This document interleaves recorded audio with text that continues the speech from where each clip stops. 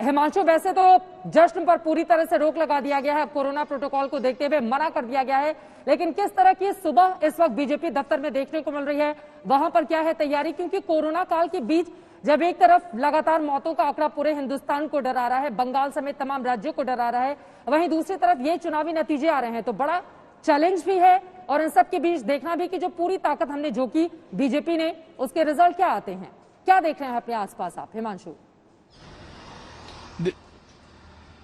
देखिए चित्रा, मैं आपको बता दूं कि जिस तरीके से दिल्ली में लॉकडाउन है और उसके बाद हम आज बीजेपी दफ्तर के बाहर आए, ये केंद्रीय कार्यालय है, यहां जब भी बीजेपी जीतती है जश्न होता है शाम को, और प्रधानमंत्री नरेंद्र मोदी आके संबोधित करते हैं अपने कार्यकर्ताओं को। इस बार वो तस्वीर देखने को नहीं मिलेगी अगर बीजेपी बंगाल में जीत भी गई।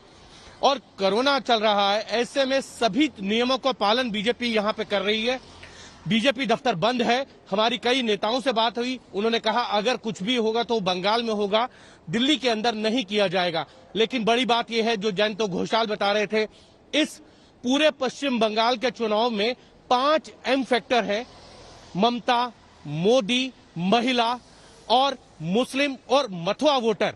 अब इन 5 में से जो 3 फैक्टर किसी एक पार्टी की तरफ जाएंगे, उसकी जीत निश्चित होगी। अब देखना यह है कि मथुआ वोट बीजेपी को कितना पड़ता है, और साथ ही साथ महिला वोट बीजेपी को अगर ज्यादा पड़ जाता है तो बीजेपी के लिए ये सिचुएशन विन विन होगी। अगर कहीं महिला वोटर ममता के साथ चली जाती है और मुस्लिम वोट बैंक जो है कंसोलिडेट हो जाता है, तो ऐसे में ममता, जो नतीजे हम दिखा रहे थे, जिस तरीके के एग्जिट पोल थे, उसमें ममता बनर्जी को फायदा हो सकता है। लेकिन ये बात जरूर है कि पश्चिम बंगाल में बीजेपी ने जो है टीएमसी की जड़ें हिला दी हैं। और याद कीजिए, त्रिपुरा की जीत के बाद अमित शाह जब प्रेस कॉन्फ्रेंस कर रहे थे, मैंने भी उनसे एक सवाल पूछा था और मैंने कहा था कि बीजेपी का स्वर्णिम युग कब आएगा।